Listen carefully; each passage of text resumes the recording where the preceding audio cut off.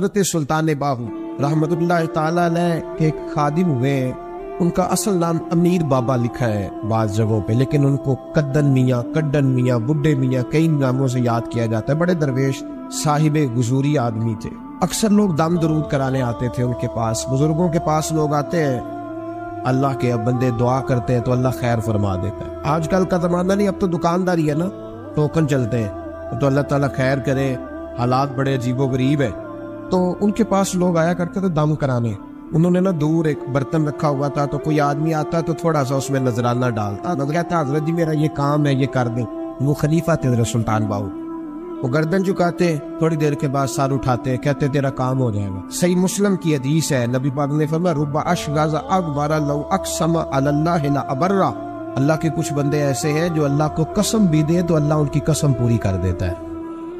ان کے کپڑے مٹی سے بھرے ہوتے ہیں، پر اللہ کو کہہ دے تو اللہ کر دیتا ہے۔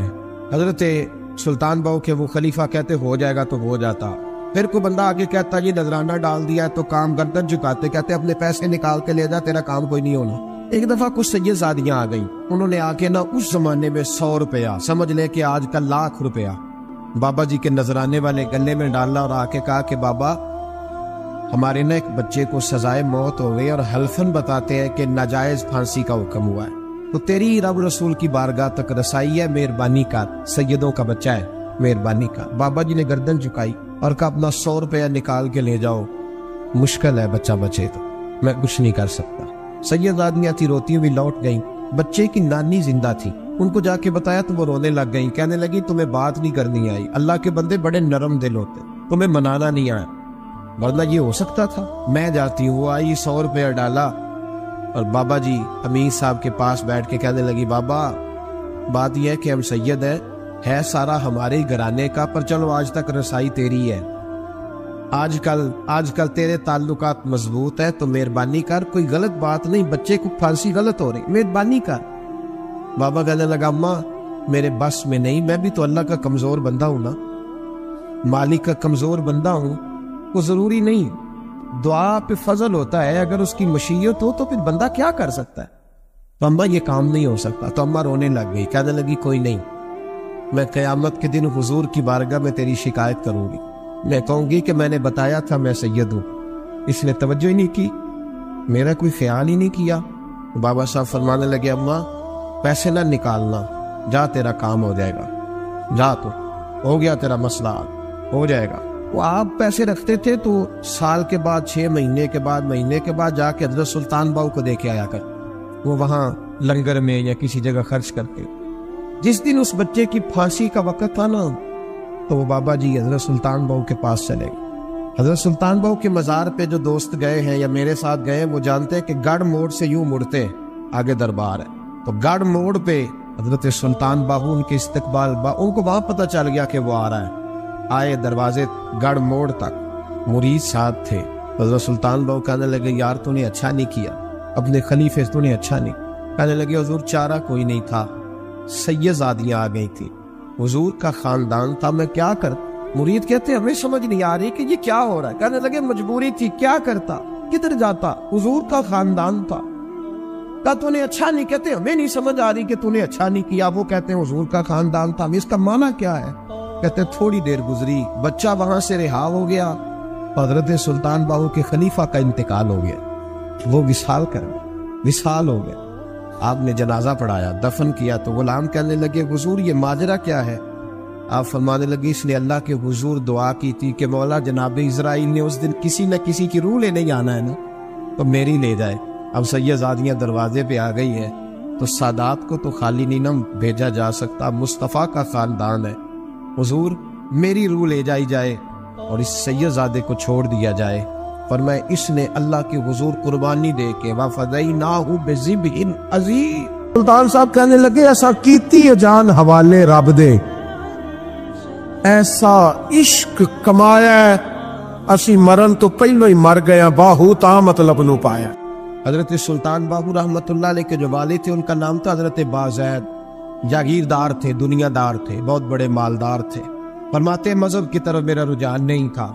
چوتھی شادی کی بی بی راستی کے ساتھ، بی بی صاحبہ بڑی نیک تھی، بی بی صاحبہ کہتی ہے میرا دل کرتا تھا میرا خاوند بھی نمازی ہو جائے، اور عام دنیا دار نہیں تھے، 7 جاگیروں کے مالک تھے، تو بہت بڑے جاگیردار تھے حضرت سلطان باہو رحمۃ اللہ علیہ کے والد۔ بی بی صاحبہ کہتی ہے نمازی بنانا تھا خاوند کو۔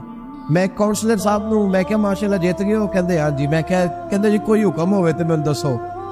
میں کیا حکم ہے کہ تسی اپنے حلقے دے بندیاں دی ڈیوٹی لانی، کیڑا نماز حاضری لانی ہے، کیڑا نماز پڑھنا ہوندا تے کیڑا نہیں ہوندا۔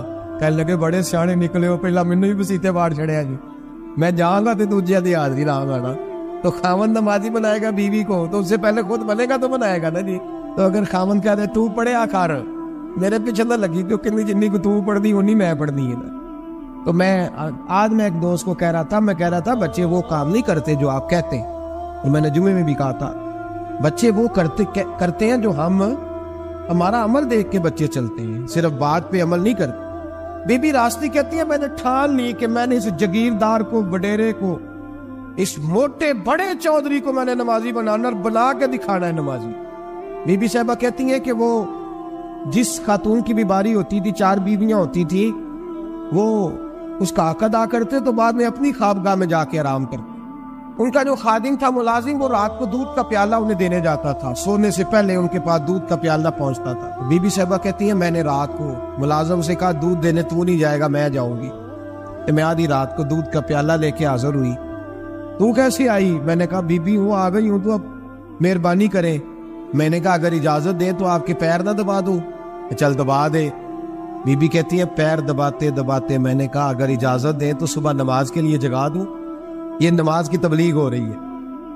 تو بابا جی پتہ کیا کہتے ہیں حضرت بازید؟ کہنے لگے تو مجھے جانتی نہیں، خبردار مجھے تبلیغ کرنے کی کوشش کی، اس گھر میں رہنا ہے تو سانس اونچا نہ لینا، پتہ ہے تو کس کے ساتھ بھی آئی، خبردار۔ کہتے میں چپ کر کے آ گئی۔ اگلے دن پھر دودھ لے کے پہنچ گئی تو انہوں نے آنکھ کھول کے دیکھا میری طرف، پھر آ گئی ہے۔ میں نے کہا میرے خاوند ہے، میرے سر کے تاج ہے، پیر دبا دوں؟ دبا دو۔ کہتے میں نے 10 منٹ پیر دبائے تو میں نے کہا اگر جان کی امان پاؤں تو فجر میں جگا دوں؟ میں نے جلال فرمایا۔ کہنے لگے تجھے کہا تھا نا کہ مجھے کسی کا مشورہ قبول نہیں، تو کون ہوتی ہے مجھے بات کرنے میں، چل دوڑ جا۔ بی بی صاحبہ کہتی ہیں میں 10 دن جاتی رہی۔ کتنے دن؟ انہوں نے سختی بھی کی، برا بلا بھی کہا، اور کئی دن یہ بھی کہا کہ کل آئی تو پھر یاد رکھنا۔ کہتی ہے 10ویں دن میں گئی تو حضرت بازید کہتے ہیں میرے دل میں خیال آیا یہ جان چھوڑنے والی نہیں، یہ باز نہیں آئے گی، اور چلو ہے بھی تو میری بیوی، غلط بات بھی کوئی نہیں کر رہی، کہہ بھی نماز کر رہی ہے۔ کہنے لگے اگر میں سویرے اٹھ جاؤں تو پھر دوبارہ تو نہیں آئے گی، تو دوبارہ تو نہیں آئے گی۔ یہ دیکھیں میاں بیوی کا آپس میں رشتہ، سویرے اگر میں اٹھ جاؤں نماز کے لیے تیرے کہنے میں تو میری جان چھوڑ دے گی تو؟ بی بی صاحبہ کہنے لگی میں دوبارہ نہیں آؤں گی، آپ مہربانی کریں سویرے اٹھ جائیں۔ کہنے لگے چل تو میری بیوی ہے، ایک بار مان لیتا ہوں تیری بات، سویرے جگا دینا۔ بی بی راستی کہتی ہے میں پہلے سو کے اٹھا کرتی تھی، وہ رات میں سوئی نہیں۔ کہتی میں ساری رات رو کے گزار دی، ساری رات، اور بیدار رہ کے گزار دی۔ سویرے فجر کے وقت پانی گرم کیا، بغل میں مصلی لیا، خامد کو بیدار کیا، وضو کرایا، اور کہتی ہیں جب وہ اللہ اکبر کہہ کے سنتوں کی نیت باندھی تو میرے اس طرح آنسو گرے جیسے سیلاب آتا ہے اور دریا کا بند ٹوٹتا ہے، اور میں نے رو کے کہا مولا میرے اختیار میں یہی تک تھا، میں مصلی پہ کھڑا کر سکتی ہوں، میں دل تو نہیں نہ بدل سکتی، وہ تیرے قبضے میں ہے، مقلب القلوب ہے، فضل کار اس کا دل بدل دے۔ فرماتی ہے میں روتی رہی، 2 رکعتیں پڑھ کے میری طرف دیکھا تو فرضوں کی نیت باندھ لی، اور 2 فرض پڑھ کے پھر میری طرف دیکھا، کہنے لگے خبردار سویرے جگانے آئی تو؟ میں نے کہا جی نہیں جگاتی۔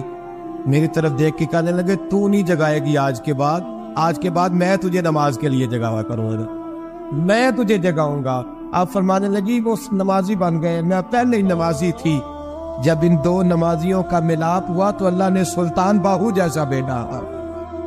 طبیب اجمی ایک بزرگ تھے، ان کے پاس ایک شخص اکثر آتا تھا، بڑا مالدار تھا، ایک ہی بیٹی تھی، وہ بھی ٹانگوں سے معذور تھی۔ تو آپ اکثر اس کو کہتے کہ تو توبہ کر، اللہ کی بارگاہ میں رجوع کر۔ ایک وقت ایسا آتا ہے کہ پھر انسان کا جب کوئی اپنا نہیں رہتا پھر اسے مصلی یاد آتا ہے، لیکن اگر مصلی کی عادت بچپن سے پڑ جائے نا تو پھر ذرا آسان ہوتا ہے اللہ سے دل لگانا۔ وہ اکثر آپ اس کو کہتے کہ ٹھیک ہو جائے، ایک ہی تو بیٹی ہے، وہ بھی بیچاری معذور ہے، تو کہاں دولت لے جائے، آج کرتا ہوں. ہم تاریخیں دیتے رہتے ہیں نا اللہ تعالیٰ کو معاذ اللہ کہ رمضان سے میں نے نیک ہو جانا ہے, عمرہ کر کے آؤں گا تو پھر میں پکا نمازی ہوں. خدا کے بندو, کس نے تجھے بتایا ہے کہ رمضان تک تو زندہ رہے گا؟ کس نے خبر کی کہ عمرہ کرنے تک تو بچے گا؟ حضرت ابیب ادمی اس کو کہتے تو کہتا بڑی جلدی ٹھیک ہو جاؤں گا. ایک دن سویرے سویرے توبہ کرنے آ گیا. آپ نے فرمایا کیا ہوا؟ تو کہنے لگا حضرت جی کل ایک 15 سال کا نوجوان ملا ہے اور مجھے توبہ کرا گیا. مزہ ہی اس عمر میں اللہ اللہ کرنے کا. نبی کریم سے محبت بھی کرنی ہو تو یہی عمر ہے. عشق لگا سی کھیڈاں کھیڈ دینوں تے پھر مینوں کھیڈاں بھول بھول گئیاں. کجل پایا سی میں یار دے ویکھنے نو پھر او دی یاد وچ روندے ہی رول گئیاں. حیدر شاہ اس گلی کدے نہ رول دی پر ہن تے رول گئی دا. جن لوگوں نے ابو جہل کو قتل کیا تھا ان کی عمریں بھی 15 سال. ہم تو بڑے ہی نہیں نہ ہوتے ساری زندگی, نہ ہمیں کو بڑا ہونے دیتا ہے. ہم بڑے ہی نہیں ہوتے, یہ تو عمر ہے کچھ کر گزرنے. 15 سال کا نوجوان توبہ کرا گیا. تو حضرت ابیب اجمی کہنے لگے وہ کیسے؟ کہنے لگا حضرت جی میں کل منڈی گیا تھا, مجھے کچھ سامان خریدنا تھا, تو بغداد کے بازار سے میں نے مچھلی خرید لی 10 کلو, باقی بھی سامان تب خود لے جا نہیں سکتا تھا. تو مزدور آپ کو پتہ ہے بیچارے آج بھی سڑکوں پہ بیٹھے. تو مزدور بیٹھے تھے تو ان میں ایک نوجوان 14-15 سال کا, چہرے پہ بڑی روشنی. میں نے اس کو کہا بیٹے مزدوری کرو گے؟ کہنے لگا حضور مزدوری بھی کرتا ہوں پڑھائی بھی کرتا ہوں, اور جو اللہ کو منظور ہو اس کی عبادت بھی کرتا ہوں. میں نے اسے کہا کہ یہ میرا سامان ہے فلان جگہ پہنچانا, کیا لوگے؟ کہنے لگا 3 دینار مزدوری. سودا طے ہو گیا, اس نے سامان اٹھا لیا. کہتے ہیں رستے میں ظہر کا وقت ہو گیا. کہنے لگا چچا اگر اجازت ہو تو نماز پڑھ لوں. 15 سال کا تھا. کہتے میں رکھ کے نا وہاں سامان تو پھٹے پہ بیٹھ گیا, نماز پڑھنے چلا گیا. باقی لوگ دیر سے آئے, وہ بچہ جلدی آ گیا. میں نے کہا بیٹے آپ جلدی آ گئے؟ کہنے لگے نفل چھوڑ دیے. اب یہی نہ سمجھ لے کہ کام چور ہے, میں بعد میں پڑھ لوں گا. کہتے ہیں وہ دوپہر کا وقت, رمضان بھی نہیں تھا. میں اس بچے کو نوجوان گھر لے گیا اور میں نے اپنی بیوی سے کہا کہ بڑا نیک ہے, نمازی ہے. اور راستے میں یہ بھی ہوا ہے کہ میں نے اسے ایک دفعہ کہا ہے کہ یہ مجھے تھوڑی دیر کے لیے دے دو, گرمی بڑی ہے, تمہیں پسینہ آ رہا ہے, میں اٹھا لیتا ہوں. کہنے لگا نہیں چچا میں رزق حلال کھاتا ہوں, اگر آپ اٹھائیں گے تو میں 3 دینار مزدوری پوری نہیں لوں گا, میں پیسے کم کروں گا. میں نے طے کیا ہے کہ اٹھاؤں گا. تو کہتے ہیں میں نے اپنی بیوی کو بتایا تو بڑی متاثر ہوئی. کہنے لگی دوپہر کا کھانا پک گیا, اسے کو روٹی کھا لے. رمضان بھی نہیں تھا. کہتے میں باہر نکلا, اس کو 3 دینار تھمائے. تو میں نے کہا بیٹے ایک بات میری مانو گے؟ کہنے لگا بتائیے. میں نے کہا کھانا پکائے کھا لو. کہنے لگا میں معافی چاہتا ہوں, میں نے روزہ رکھا ہوا ہے. حضور نے حکم دیا, حکم نبی کریم نے حکم دیا, بخاری مسلم کی حدیث ہے. فرمایا نوجوانوں اگر تمہارے پاس طاقت ہے تو نکاح کر لو ورنہ روزے رکھو. حکم دیا, یا نکاح اور یا روزے, یہ سرکار کا حکم ہے. بھائی نفلی روزہ نفس کی قوتوں کو کچلتا ہے, انسان میں نورانیت اور روحانیت لاتا ہے. کہتے وہ کہنے لگا میں نے روزہ رکھا ہے. میں اور متاثر ہو گیا. میں نے کہا اب کیا کرو گے, کہیں اور جانا ہے؟ کہنے لگا نہیں, میں جس دن 3 دینار کما لیتا ہوں پھر میں مزید لالچ نہیں کرتا, باقی وقت یا قرآن مجید پڑھتا رہتا ہوں یا نبی پاک پر درود شریف پڑھتا رہتا ہوں. آپ بتائیں. تو میں نے کہا کہ افطار میرے ساتھ کر لو. کہتے ہیں میں اسے مسجد چھوڑ آیا اور خود میں لوٹ آیا. افطار کے بعد میں اسے لایا, کھانا کھلایا, عشاء پڑھی. اس کا گھر دور تھا, میں نے ڈرائنگ روم کھول دیا, بیٹھک کھول دی, وہیں وہ سو گیا. میری 20 سال کی معذور بچی کبھی چل نہیں سکتی تھی, کوئی طبیب کوئی حکیم میں نے چھوڑا نہیں تھا اس کو دکھایا نہ ہو. ایک ہی بیٹی, وہ بھی معذور پیدائشی. اس کے کمرے میں گئے, میاں بیوی اسے کھانا کھلا اور بتایا بیٹے ایک نوجوان ہے, بڑا نیک ہے, ہمارے گھر میں آج بڑا پرہیزگار. پتہ ہے حضور نے کیا فرمایا؟ نبی کریم فرماتے ہیں جب نوجوان اٹھ کے تہجد پڑھتا ہے نا نوجوان, تو اللہ فرشتوں کے سامنے اس نوجوان پر فخر فرماتا ہے. اللہ فخر کرتا ہے کہ عمر دیکھو دیکھو یہ میری بارگاہ. اللہ فخر کرتا ہے, اللہ یعنی خدا خود میرے مجلس بود, اللہ فخر کرتا ہے. اب سوچیں, اور نے اپنی بیٹی کو بتایا کہ نوجوان ہے اور بڑا نیک ہے. تو کہتے ہیں وہ کھانا کھلا کے ہم واپس آ گئے. آدھی رات کا وقت ہوا تو دروازے پہ دستک ہوئی. بچی اپنے کمرے میں سو رہی تھی, ہم اپنے کمرے میں, وہ بیٹھک میں. گھبراہٹ اٹھی کہ اس وقت کون ہے دروازے پہ؟ تو بیٹی کہنے لگی ابا دروازہ تو کھولنا. کہتے ہیں دروازہ کھولا تو 20 سال ہو گئے تھے بیٹی کو، کبھی اس نے چل کے نہیں دکھایا تھا، کبھی دوڑ کے ادھر جاتی، کبھی ادھر آتی، کہتی الحمدللہ اللہ نے میری ٹانگیں ٹھیک کر دی۔ ہم دونوں رونے لگے، اے اللہ تو کتنا کریم ہے، کیسے ہوا بیٹے سارا کچھ؟ بیٹی کہنے لگی ابا آپ نے کہا تھا نا کہ نیک نوجوان آیا ہے، تو میرے دل میں خیال آیا اللہ اگر واقعی یہ کہے تو اس کے صدقے مجھے شفا ہی دے دے۔ یا ایھا الذین آمنوا اتقوا اللہ وابتغوا الیہ الوسیلہ، تو کہنے لگی ابھی میری دعا بھی پوری نہیں ہوئی تو رب کریم نے فضل کیا ہے اور مجھے شفا عطا کر دی۔ کہتے ہم دوڑ کے اس کے کمرے میں گئے اور جب ہم نے ہاتھ رکھا تو دروازہ پہلے سے کھلا تھا، ایک خط چھوڑ گیا تھا۔ آج کل کے پیر کی کرامت ہوتی تو فیس بک پہ دے دیتا، باقیوں کو بھی ذرا بول پتہ چلے۔ کہتے وہ خط چھوڑ گیا اپنے بستر پہ کہ اگر تم لوگوں کو مجھ سے محبت ہو گئی ہے تو میرے پیچھے نہ دوڑنا، اس رب کی بارگاہ میں جھکنا جس رب نے میرے اوپر بھی فضل فرمایا ہے اور آپ پر بھی کرم فرمایا ہے۔